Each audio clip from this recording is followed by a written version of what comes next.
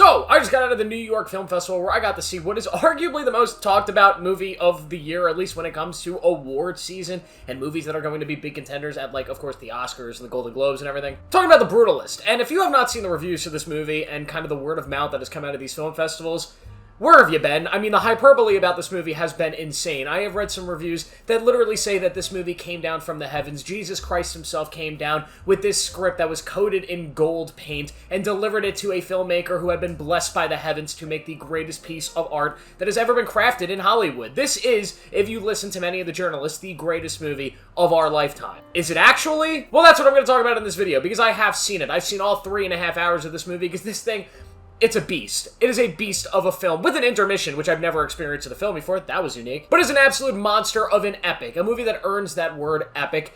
And there's a lot to talk about because of that length. So The Brutalist is directed by Brady Corbett, a director I've never heard of. I've never seen any of his other work, so I can't speak to it. But he is a kind of up-and-coming filmmaker, I guess, who has made some other stuff, but this is really his first massive attempt at making a film that is huge, I guess. It's a movie that he made on a $10 million budget, which stars Adrian Brody and Felicity Jones. The film is about this architect after World War II who is a Holocaust survivor who has moved to America and is trying to experience the American dream and reunite with his family after the war. He wants to experience America and hopefully live a better life than he had in Europe during World War II, and he comes to realize that maybe he's not as free as he thought he was. It's a movie that really studies the American dream. It studies the life of Jewish people that are Jewish and have suffered this great tragedy and have now come to try to seek freedom and happiness in a different place. It is a movie that studies America, but also just people in a way that is really profound. But it's also a movie that is fucking long, and that's gonna be my main complaint with this whole thing. Listen, I am one of the biggest haters of long movies, and I know what you're gonna say. Ooh, you have a short attention span, you can't watch long movies.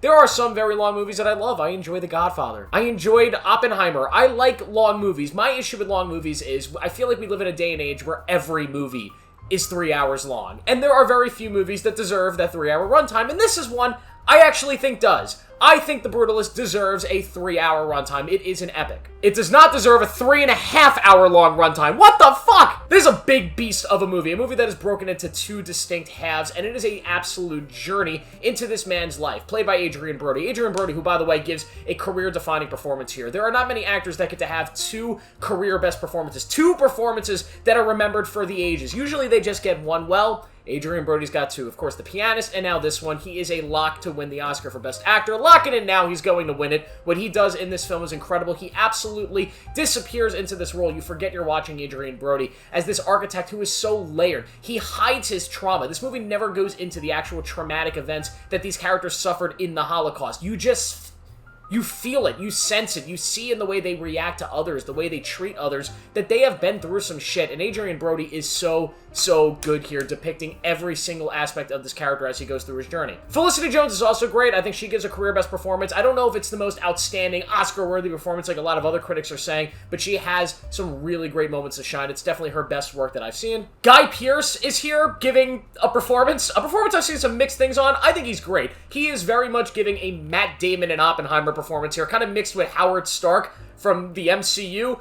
He's very entertaining, and where they go with the character, the direction they take, I don't like. There's a weird choice they make with his character later in the film that is arguably the biggest twist of the film and kind of the turning point of the entire movie, which happens about 3 hours in, by the way. But either way, I don't buy it. I don't buy what they do with his character. It's super important to the plot, obviously, and it's what the plot is building towards, but I'm not a fan of it because I just don't...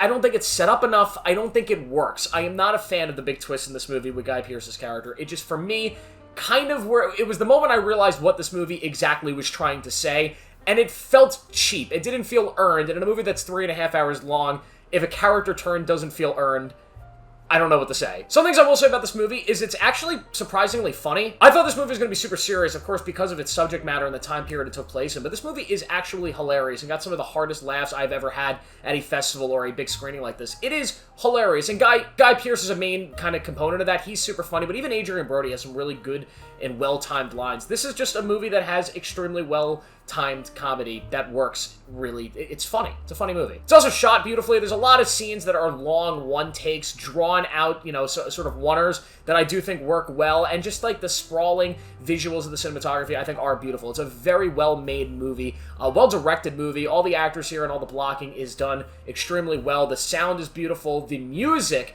in some scenes is so stunning. This is easily going to be a nominee for best score. Will it win that? I don't know. It's a kind of a big year, a lot of competition, especially with Hans Zimmer and Dune, but the score here is wonderful. But yeah, just my biggest gripes with this movie is I feel like it could be cut down. You're going to listen to a lot of other reviews tell you there is not a wasted breath, not a wasted moment in this film, and I've heard that said so much about a lot of movies that have a lot of wasted moments. There is a lot of time in this movie that could have been cut out. There are a lot of scenes that could have been cut down, and this could have been made to be a much tighter movie, which would have been more presentable to larger audiences, and would have made my experience with this film a lot better, in my opinion, because my biggest issue is that the film just goes on a little bit too long. It just drags by this story that didn't need to be 3.5 hours long. And yes, I know people get mad about complaining about long movies. I just think the art of cinema, and part of the art of it, is being able to tell a story like this in a 2-hour frame. That is just my philosophy on filmmaking, is that the best filmmakers are able to do a movie and tell a story like this. Because trust me,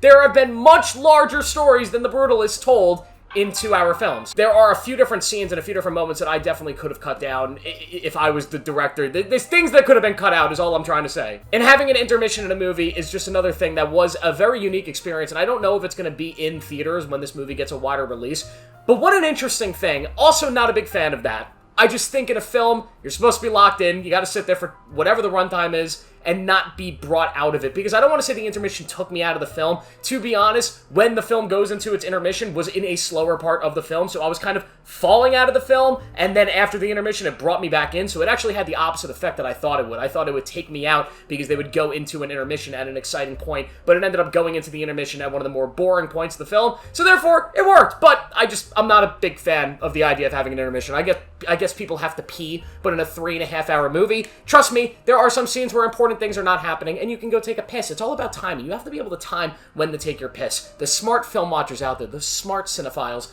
they know. They know when the film's coming down. It's time to pee. What else do I have to say about this movie? There's so much that happened, and I feel like I've barely been talking about it. What else happens? Story-wise, yeah, this film, you go on a very beautiful journey with these characters, and as I said earlier, I really like the thematical essence of this film. What it's trying to say, I understand. My biggest issue is, yet again, it tries to say that with a major plot twist that happens in the third act involving Guy Pearce's character, and that just didn't work for me. And because that twist doesn't work for me, and that character thing doesn't work for me, a lot of the film doesn't work for me, just because of that alone. But all the story and everything that was happening before it, I thought was beautifully done. It felt like this epic story about this man. We're watching this man after this war, watching this family after this war, and although we don't see what they've gone through, we understand what they've gone through, and now we're trying to see kind of what happens after. It reminded me of, like, Brandon Sanderson's Mistborn trilogy, if you ever read it. The whole concept of that trilogy is in every fantasy story, in all these, in Lord of the Rings, we see the journey to overthrowing the big bad guys. We see the battle, but we never really see what happens after the battle. Well, this movie is that. We've seen a bunch of Holocaust movies. We've seen a bunch of movies about World War II. This is a movie about,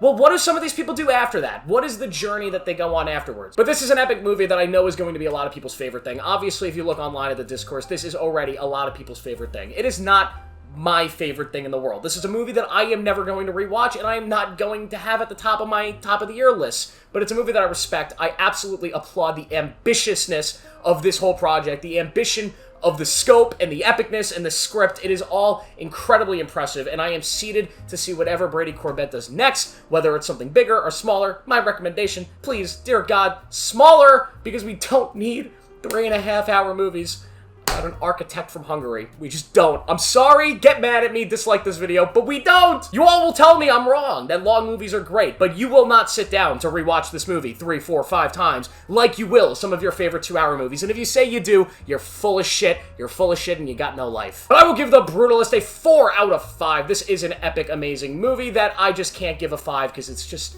not my cup of tea. Thank you guys for watching. Make sure to like this video, subscribe for more notifications. I'll see you in the next one.